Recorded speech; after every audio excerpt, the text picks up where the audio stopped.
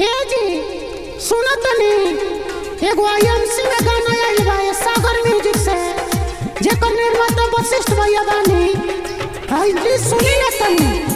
अरे क्या कहतरी भैया वो आईएमसी के गाना चारों ओर हल्फा मचा डालेगा।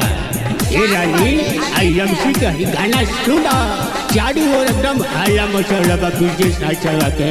हे जी तो तनी आईएमसी के गाना सुनाई ना कि सागर रिकॉर्डिंग स्टूडियो से डीजे साथ का गोले बनी। ये रानी आइया सुना ढेर दिन से पैदा औरी डॉक्टर से देखवानी जाला नहीं दर्द हम वो झाई की करवानी।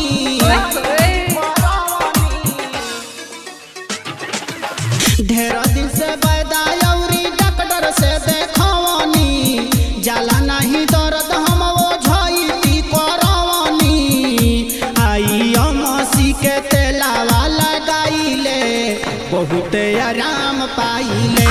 आई अमसी के तेलावा लगाइले बहुत आराम पाइले।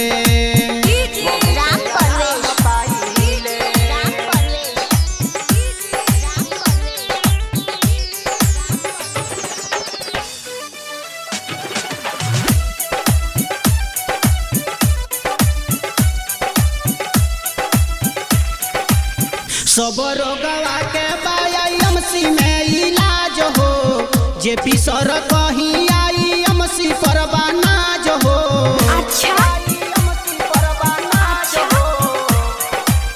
सब रोगवा के आईएमसी में इलाज हो जे पिसर कहीं आईएमसी पर बनाज हो।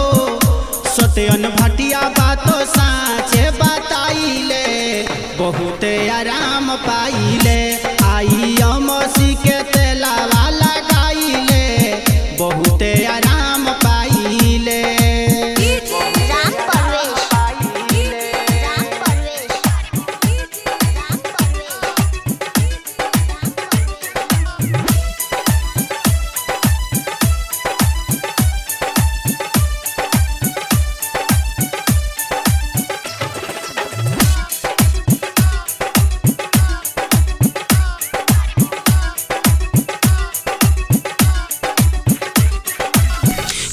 आईएमसी हम सब तन मन से जिंदगी सवार जाई कहीं जन जन से।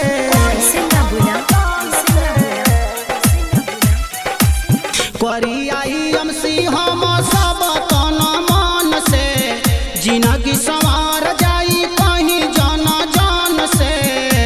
इहे बात जाके सबके बताइले बहुत आराम पाइले।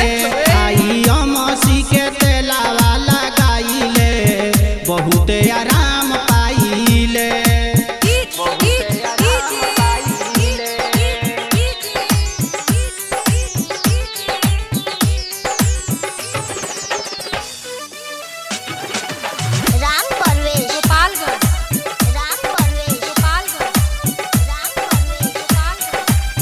अमर दीक्षावरिया लिखे आईएमसी के गीत हो तुलसी ओलोवेरा से बातें सबके प्रीत हो।